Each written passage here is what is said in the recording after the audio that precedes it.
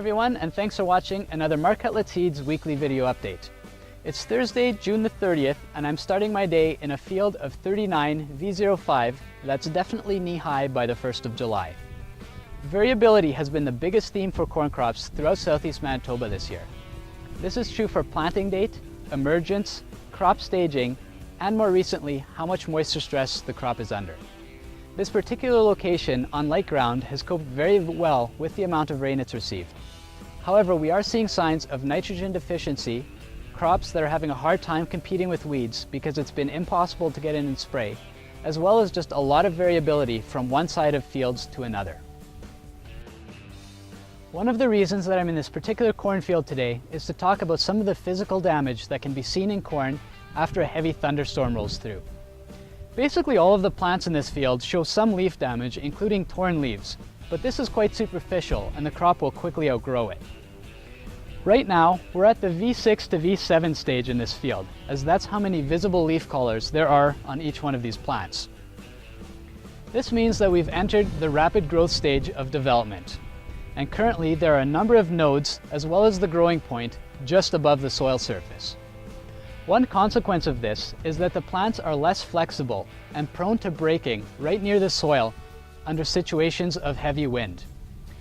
This looks quite similar to cutworm feeding that you might see earlier on in the year, but is not insect related at all. Unfortunately, the plants that are broken off will not contribute to yield this year. Next, we're going to take a look at some of the soybeans in our area and what to look for while you're out scouting. We enjoyed the longest day of the summer last week.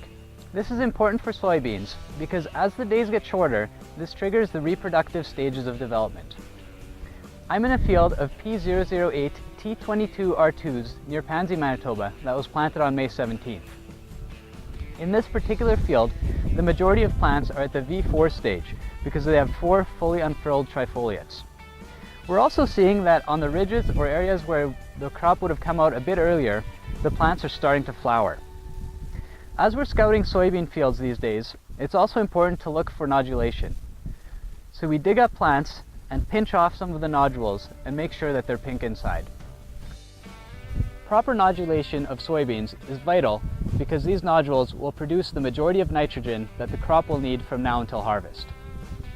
This particular location is on light ground, which has coped very well with the moisture that it has received. However, there are fields in our area, like this one near Deacon's Corner, that have really been under a lot of moisture stress this year. So like the corn, there is quite a bit of variability. However, at this point, all crops could really benefit from a few nice days of sunny, dry weather. Hopefully we'll have some of that this weekend. Thanks for watching the video, and happy Canada Day.